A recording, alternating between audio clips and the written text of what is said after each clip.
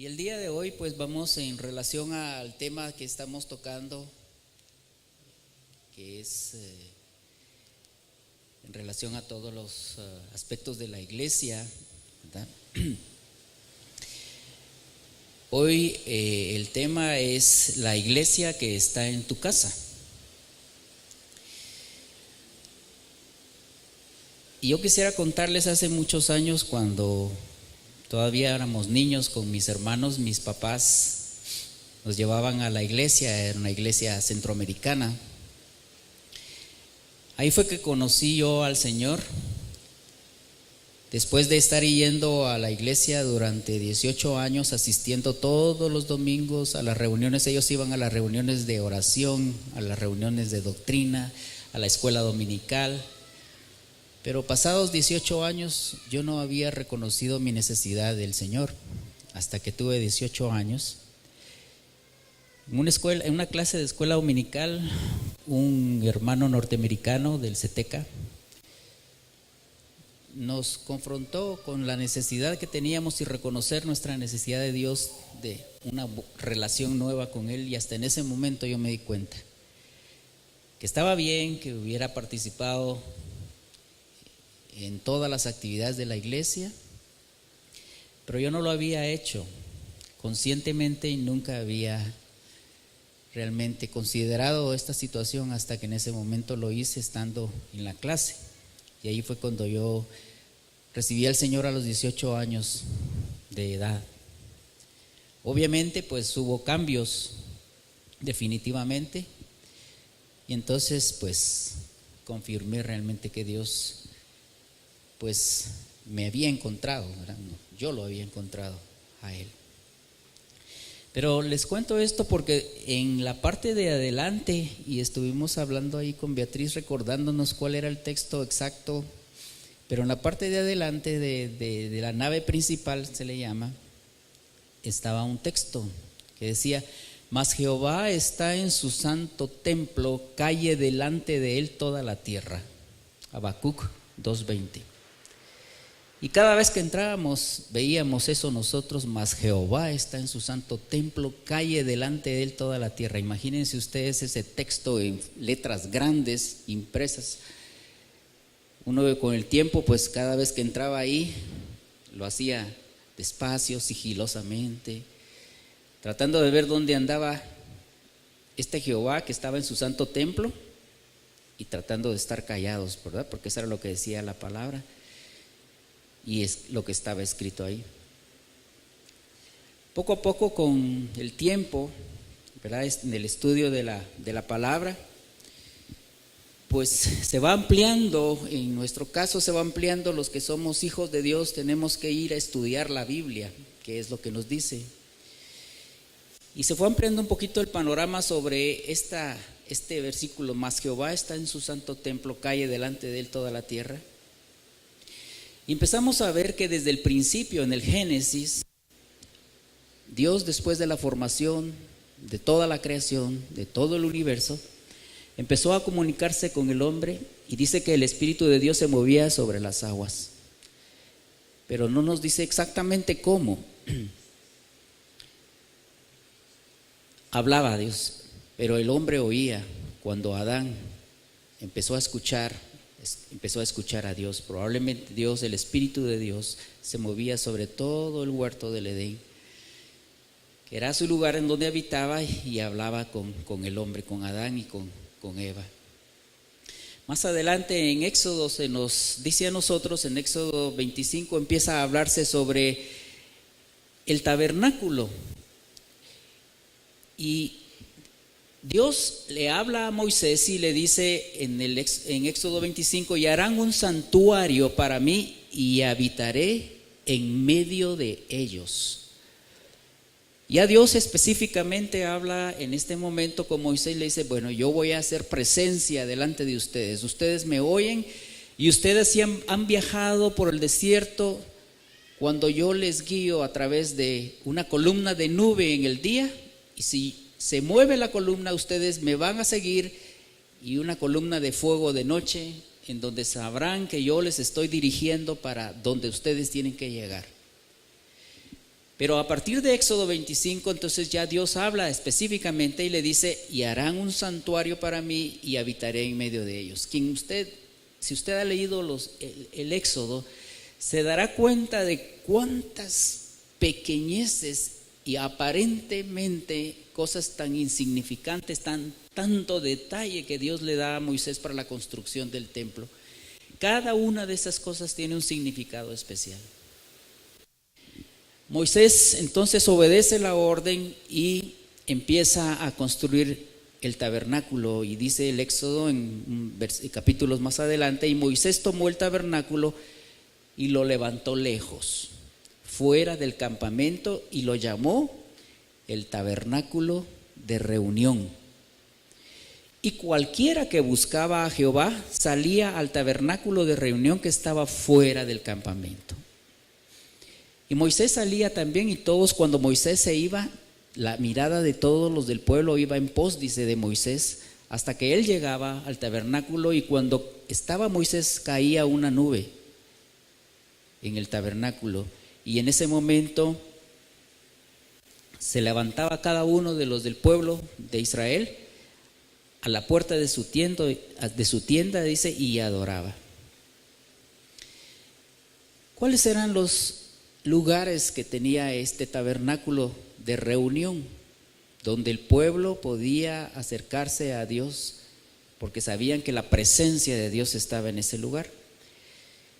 En Hebreos se nos hace un pequeño resumen, porque si leemos el Éxodo es capítulo tras capítulo tras capítulo de cómo Dios fue ordenando a Moisés que lo construyera.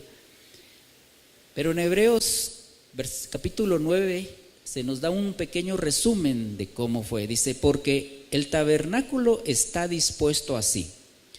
En la primera parte, llamada el lugar santo, estaban el candelabro, la mesa y los panes de la proposición. Tras el segundo velo estaba la parte del tabernáculo llamada el lugar santísimo, el cual tenía un incensario de oro y el arca del pacto cubierta de oro por todas partes, en la que estaba una urna de oro que contenía el maná, la vara de Aarón que reverdeció y las tablas del pacto. Y sobre ella los querubines de gloria que cubrían el propiciatorio, de los cuales cosas no se puede hablar ahora en detalle. Y así dispuestas estas cosas, en la primera parte entran los sacerdotes continuamente para cumplir los oficios del culto. Pero en la segunda parte, el lugar santísimo, solo el sumo sacerdote una vez al año, no sin sangre, la cual ofrece por sí mismo y por los pecados de ignorancia del pueblo. Dando a entender el Espíritu Santo con esto, que aún no se había manifestado el camino al lugar santísimo, entre tanto que la primera parte del tabernáculo estuviese en pie. Dos partes, todas las partes, desde el atrio, el altar de bronce, luego lugar santo, lugar santísimo, eran todas importantes. Cada una tenía una función especial. Pero al lugar santísimo solamente podía entrar el sumo sacerdote, únicamente. Y ustedes han leído que para poder entrar al lugar santísimo, el sumo sacerdote tenía que purificarse antes de, y llevando la sangre de animales que habían sido sacrificados, los cuales habían sido elegidos y específicamente también habían sido designados por Dios cuáles tenían que ser. Tenían que ser un cordero, por ejemplo, que no tuviera ningún tipo de enfermedad. Tenía que ser macho de 1 año. Y cuando después de un cierto tiempo se vigilaba, se sacrificaba este animal y el sumo sacerdote entraba. Si la ofrenda agradaba a Dios, la cual ponía en el propiciatorio del arca, era aceptada por él, y el sumo sacerdote podía salir de nuevo, ¿verdad? Y cuando salía el pueblo contento, había sido aceptada la ofrenda de expiación. Pero si el sacerdote no salía y se daban cuenta, porque en su filacteria tenía alrededor unas campanitas, ¿verdad? lo hemos oído, para que se oyera que se estaba moviendo. Pero cuando no se escuchaban, él llevaba un lazo amarrado a su pierna, porque si Dios no aceptaba el sacrificio y moría en ese lugar, lo podían jalar, ¿verdad? Y sacarlo de ese lugar y buscar el sustituto, por supuesto, ¿verdad? En el mismo Hebreos, oigan lo que pasó después, en capítulo 9, versículo 11, dice: pero estando ya presente Cristo, sumo sacerdote de los bienes venideros, por el más amplio y más perfecto tabernáculo no hecho de manos, es decir, no de esta creación, y no por sangre de machos cabríos ni de becerros, sino por su propia sangre, entró una vez para siempre en el lugar santísimo, habiendo obtenido eterna redención. El sumo sacerdote enviado por Dios, Jesucristo, el único apto para poder entrar al lugar santísimo, había cumplido. En el momento en que Él, como Cordero de Dios inmolado, sin mancha, en la cruz del Calvario, había derramado su sangre, la cual había sido aceptada por Dios como pago del pecado que nosotros en esta mañana tendríamos que estar pagando. Dios a través de Jesucristo lo pagó. Y sabemos que en ese momento dice que se oscureció la tierra y se rompió el velo de arriba hacia abajo. Si ustedes leen ese velo, era un velo grueso, muy grueso. Nadie podía romperlo en un momento, y dice que se rasgó completamente, dejando entonces el paso del lugar santo para el lugar santísimo, para que nosotros pudiéramos entrar directamente a la presencia de Dios. ¿Qué pasó entonces con el tabernáculo? La historia en la Biblia no nos dice exactamente qué pasó, pero fue hasta que Salomón edificó el templo, en donde se habla de que el arca del pacto estaba en ese lugar. De ahí no se sabe. De hecho, ustedes, si han visto algo de historia, andan buscando el arca perdida todavía, ¿verdad? No sé si la van a encontrar algún día. Pero se nos dice ya en el Antiguo Testamento entonces que existe un nuevo tabernáculo. En Hechos dice: mas Salomón le edificó casa. Fíjense, ustedes saben que Salomón le edificó un gran templo a Dios. Mas dice el versículo siguiente: si bien el Altísimo no habita en templos hechos de mano, como dice el profeta, el cielo es mi trono y la tierra estrado de mis pies, ¿qué casa me edificaréis? Dice el Señor. ¿O cuál es el lugar de mi reposo? ¿No hizo mis manos todas estas cosas? Dios está aquí preguntando, haciendo una pregunta, la cual debemos de nosotros también escuchar y saber contestar. Cuando dice: el cielo es mi trono y la tierra estrado de mis pies, ¿qué casa me edificaréis? Dice el Señor. ¿O cuál es el lugar de mi reposo? ¿No hizo mi mano todas estas cosas? Más adelante, en Hechos capítulo 17, versículo 24, dice: el Dios que hizo el mundo y todas las cosas que en él hay, siendo el Señor del cielo y de la tierra, no habita en templos hechos por manos humanas. Es interesante, hermanos, que vayamos renovando nuestro entendimiento como la misma palabra nos indica que tenemos que hacer. ¿Está presente Dios en este momento, en este lugar?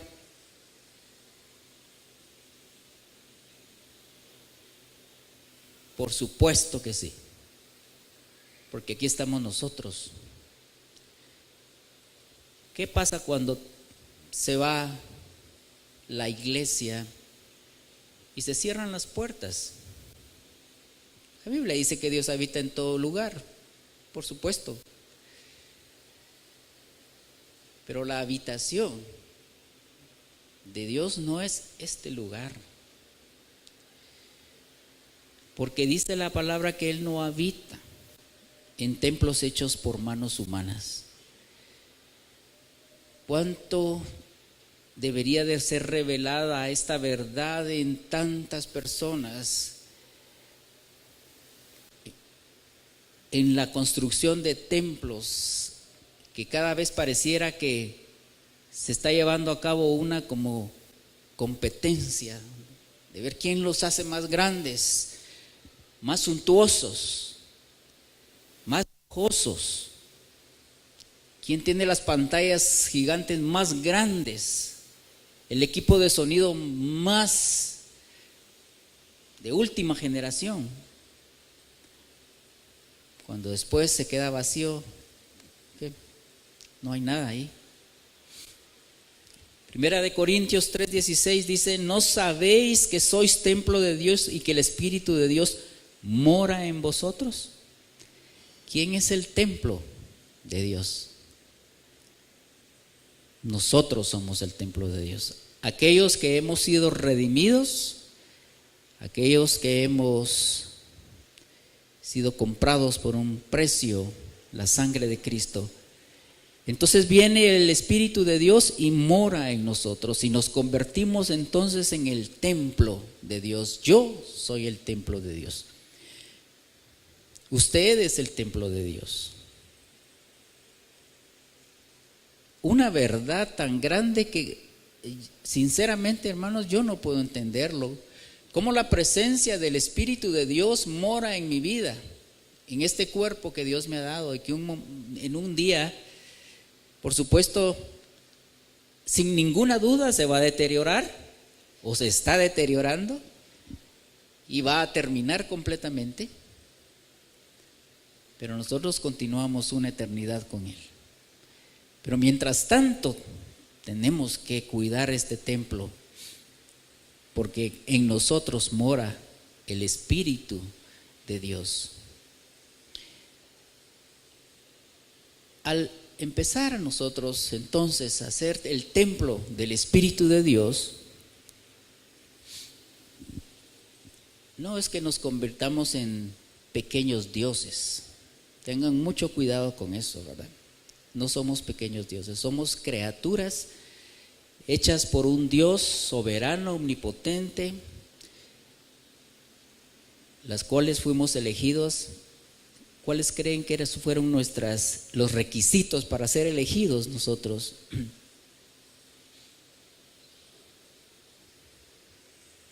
¿Cuál creen ustedes que fueron los requisitos que tuvimos que cumplir para que fuéramos elegidos como hijos de Dios? Dice la Biblia que de lo vil, de lo necio, de lo inmundo, escogió Dios. Estoy en esa lista porque Él me escogió. Era una persona vil completamente. Era una persona que no valía absolutamente nada. Pero Dios en su gracia y en su misericordia me escogió desde antes de la fundación del mundo para que pasara a engrosar las filas de su ejército y convertirme en uno más de la iglesia de Cristo. Aquella iglesia de Cristo en la cual nosotros somos sus miembros y Jesús es la cabeza del cuerpo. No es la iglesia del hermano Roberto, o la iglesia de Jorge Portillo, o la iglesia del Consejo de Ancianos. Esta es la iglesia de Jesucristo. Solamente a Él le pertenece porque Él la compró por su propia sangre. Y entonces la figura del cuerpo, nos dice Romanos, que de la manera que en un cuerpo tenemos muchos miembros, pero dice que no todos los miembros tenemos la misma función. Nosotros somos diferentes, hermanos, somos distintos. Nos tenemos que aceptar unos a otros porque Dios no nos creó iguales. Gracias a Dios, ¿verdad? A ver, esposas, ¿cuándo terminan de conocer a sus esposos? Alguien ahí que me diga, ¿cuándo terminará una esposa de conocer a su esposo y un esposo de conocer a su esposa. Nunca, ¿verdad? Nunca. Aquellos noviazgos que dicen, ya nos conocimos, ¿verdad? Nos vamos a casar. Están llegando a la boda engañados, ¿verdad?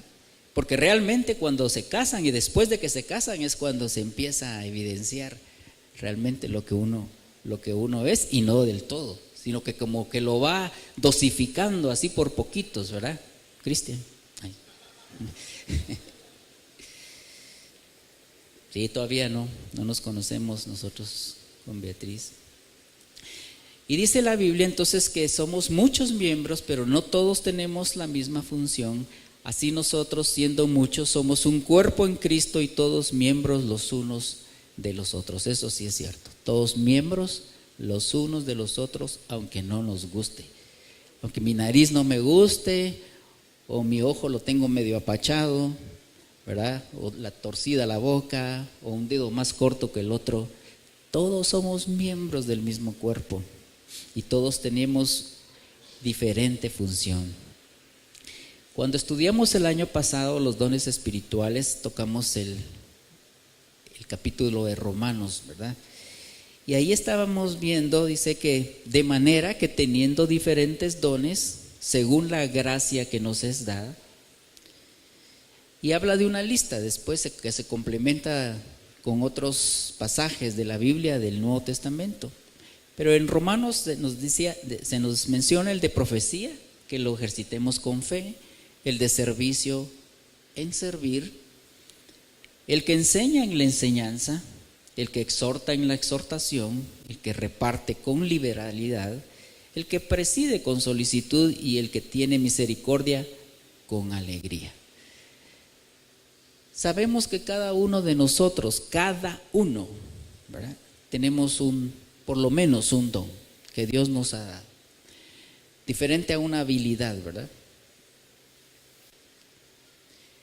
Y esos dones los tenemos que poner al servicio del cuerpo de Cristo.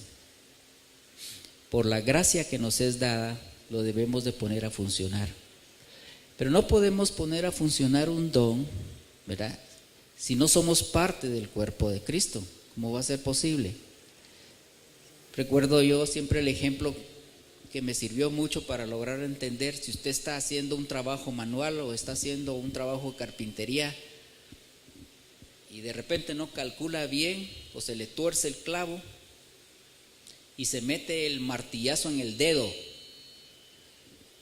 usted salta, usted grita, se pone rojo, se agarra el dedo, se lo lleva a la boca, sale corriendo, busca ayuda, busca dónde ponerlo, si en hielo o lo que sea, una pastilla para el dolor. Todo su cuerpo responde porque un pequeño miembro fue afectado.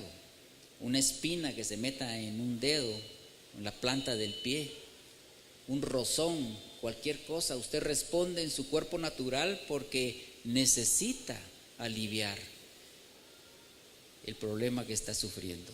Igualmente debe de ser la iglesia. Nosotros somos miembros los unos de los otros. Entonces debemos poner a funcionar nuestros dones, ¿verdad?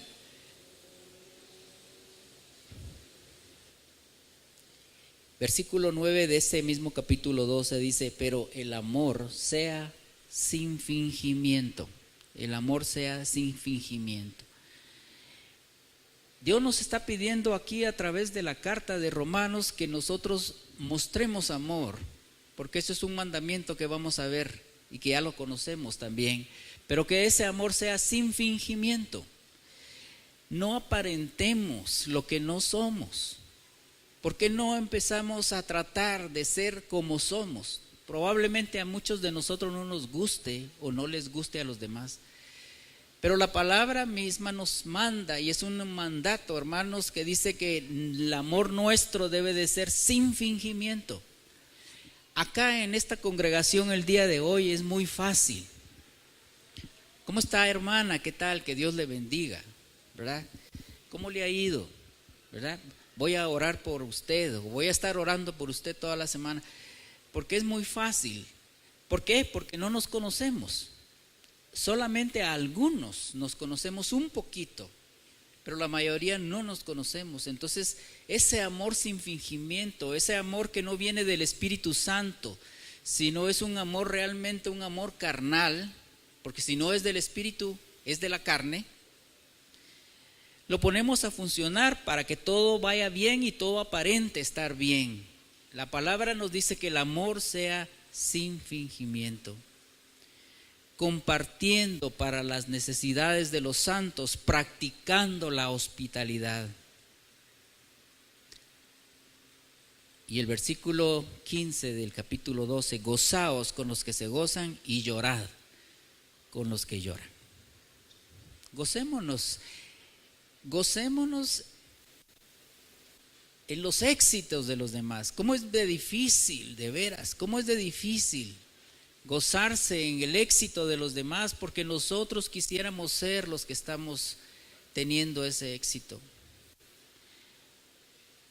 A veces forma parte de la envidia que tenemos nosotros en no querer ver a los demás que están sobresaliendo y que el Señor les está dando lo que realmente no merecemos ninguno, pero ahí lo tienen. Un buen trabajo, que eso no mide el éxito, hermanos. Un buen ingreso económico, un buen vehículo, una buena casa. Eso realmente no mide el éxito, pero esa es muchas veces la medida nuestra con la cual miramos que el otro está progresando, pero nos da envidia y no nos gozamos de veras con eso, y tendríamos que gozarnos con eso, ¿verdad? Y llorar con los que lloran. Esa es una parte súper difícil en mi caso, ¿verdad? Porque, no sé, no puedo llorar. ¿Verdad? Obviamente sí, por supuesto, sí lo he hecho, pero me cuesta bastante, ¿verdad? Pero llorar con los que lloran, nos manda la palabra hacerlo. Entonces hay un mandamiento nuevo, ¿verdad? Y ese es el que Jesús le dejó a todos los discípulos, que nos incluye a nosotros, que nos amemos unos a otros como Él nos ha amado, que también nos amemos nosotros. ¿Por qué? ¿O qué pasará como efecto de ese amor que vamos a experimentar nosotros? En esto conocerán todos que sois mis discípulos, si tuvieres amor los unos con los otros. Campañas evangelísticas enormes, gigantes, de dimensiones tan grandes que ustedes pueden ver en cualquier lugar, medio de comunicación que va a hacerse. Antes, una de las campañas que más anunciaba aquí en Guatemala hace muchos años era cuando venía Luis Palau, ¿verdad? Eran campañas enormes porque todas las iglesias participaban y se llenaban los estadios cuando venía él. Y qué bueno, ¿verdad? Qué bueno que Billy Graham también tuviera mucho fruto, ¿verdad? Ahora en la presencia directamente del Señor, qué bueno. Grandes evangelistas, muy grandes evangelistas, pero ¿cuál creen que eso es el efecto más grande en relación a que el mundo crea en Él, en Dios? Es en el amor que nosotros vamos a mostrar unos a otros. Es ese amor, dice la palabra, que en esto conocerán todos que sois mis discípulos, si tuvieres amor los unos a los otros. La referencia, ser referentes nosotros del amor de Dios, siendo discípulos de Él, amándonos los unos a los otros. ¿Cómo poder cumplir este mandamiento de amarnos los unos a los otros? ¿Cómo poder hacer? Yo les puedo decir, hermanos, ahorita que sí los amo, ¿verdad? Hermanos, los amo con todo mi corazón, pero tal vez ustedes me van a venir después de terminar la prédica, me va a decir, mire, necesito que me haga un favor, ¿verdad? ¿Me podría llevar usted a la zona 18? Fíjese que estoy ocupado, no puedo, me falta gasolina, tantas cosas que podemos poner de excusas, ¿verdad? ¿Y cómo poder cumplir este mandamiento entonces? Hoy se me adelantó Jorge cuando empezamos en el servicio, la lectura de Hechos. capítulo 2, versículo 44 al 47. Todos los que habían creído estaban juntos y tenían en común todas las cosas, y vendían sus propiedades y sus bienes y los repartían a todos según la necesidad de cada uno. Y perseverando unánimes cada día en el templo y partiendo el pan en las casas, comían juntos con alegría y sencillez de corazón, alabando a Dios y teniendo favor con todo el pueblo. Y el Señor añadía cada día a la iglesia los que habían de ser salvos. Una de las formas en las cuales nosotros podemos demostrar y vivir ese amor, hermanos, es en grupos, conociéndonos mejor. De alguna manera, entonces, vamos a poner en práctica los dones que Dios sí nos ha dado a cada uno, y que por favor ninguno de los que están acá crea que no tiene una necesidad. Todos tenemos una necesidad, y habrá otro hermano que pueda suplir esa necesidad, porque Dios le ha dado un don especial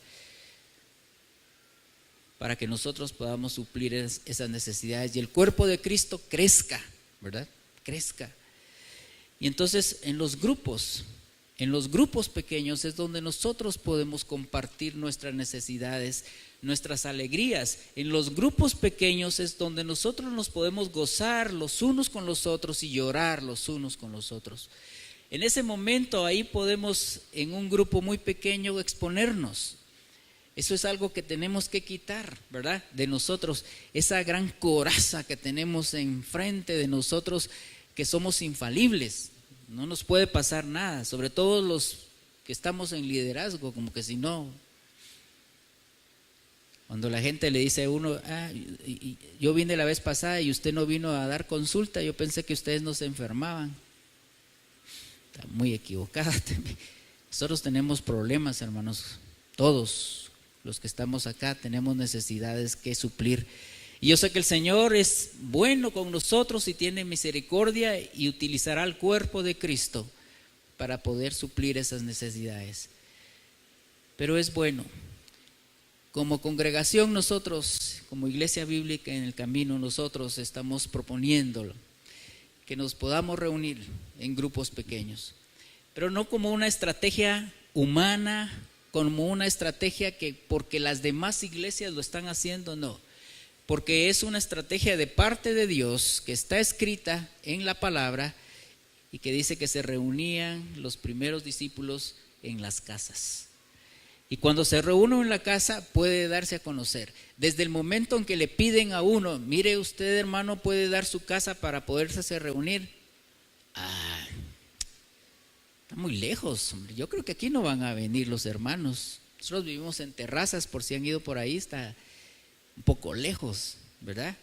Y hay que pasar unas curvas y es muy peligroso, ¿verdad?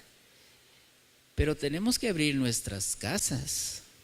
Dice que tenemos que ser hospedadores. Acabo de comprar mis muebles, son nuevos. Acabo de poner la alfombra, ¿verdad? Tengo muchas cositas de cristal ahí que se pueden quebrar. Y entonces si vienen niños, algo puede pasar o se va a derramar el fresco o el café en el mantel. ¿Y qué voy a hacer? Hermanos, esto no es de nosotros, todo es de Dios. Todas las cosas son de Dios, nada nos pertenece. Y si el Señor nos está haciendo un reto a que podamos nosotros compartir, como dice la Biblia, con los demás, aprovechemos la oportunidad, aprovechemos a abrir nuestra casa, aprovechemos a formar parte de un grupo, no, aunque no la abra, sea parte de un grupo. Aprovechemos a que nos conozcan, a quitarnos esa máscara que tenemos. Y como la Biblia dice, amarnos entonces los unos a los otros para que sepan que somos sus discípulos y el mundo conozca, para que somos sus discípulos y el mundo lo conozca a Él. este es un reto que tenemos nosotros y lo estamos tratando de hacer para que al final del año 2019 pues tengamos la mayor cantidad de hogares posibles y que cada uno de ustedes como miembro de nuestra congregación pueda estar ubicado en un lugar como este. Voy a aprovechar porque tengo que aprovechar el momento también para poder decirles, ya lo hemos hablado en los anuncios, pero tenemos ahorita 5 grupos activos, ¿verdad? Uno está localizado en el condominio Mirador, que está en Ciudad San Cristóbal, en la casa de Rodolfo Ruiz. Por ahí está, Rodolfo. Qué bueno que levantas la mano por si ustedes están cerca de ahí, pueden hablar con él para ver qué día se reúnen y cómo es el grupo. El otro, el más antiguo, en la casa de Pedro. Por ahí vi a Willy. Ahí estás, Willy. Ya no vinieron tus papás, ¿verdad, Willy? Entonces el representante es Willy Samuco. Ese está en la colonia San Jorge, en el periférico, yendo hacia el norte, el periférico norte.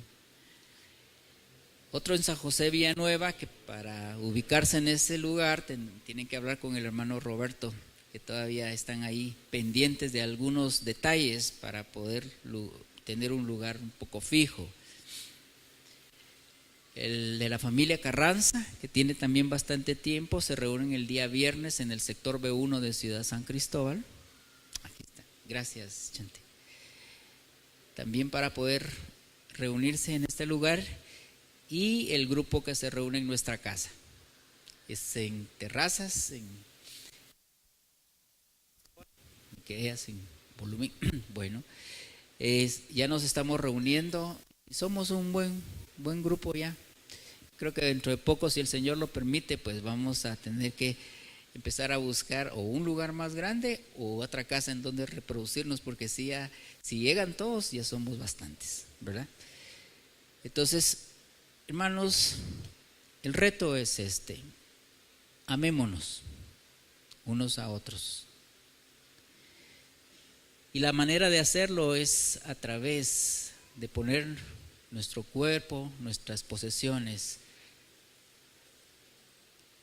para que otros puedan también satisfacer sus necesidades.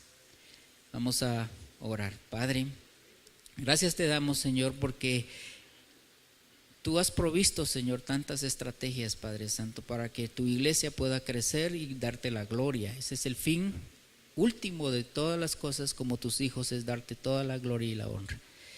Te damos gracias, Señor, por esta iglesia bíblica El Camino. Yo te pido en el nombre de Cristo Jesús, que seas tú, Señor, que sea tu Espíritu Santo, Señor, y no la motivación de una persona, la que pueda hacer, Señor, pensar y considerar la necesidad que tenemos de congregarnos, Señor. Como tu palabra lo dice en varias partes, Señor, y con sencillez de corazón en las casas, y comían, compartían todo lo que tenían, Señor. Tu venida está próxima, no sabemos cuándo, Señor, pero es necesario que tu iglesia, Señor, y tu reino pueda ser extendido, Señor, hasta lo último de la tierra, como tu palabra dice. Y qué mejor, Señor, que empecemos en nuestro lugar, en nuestra casa, en nuestra colonia, en nuestro lugar, para que todos puedan conocer, Señor, que tú eres el Dios de ellos también, así como lo eres de nosotros. Gracias por este tiempo, gracias por tu palabra, gracias por tu Espíritu Santo, Señor. Te damos en el nombre de Cristo Jesús. Amén.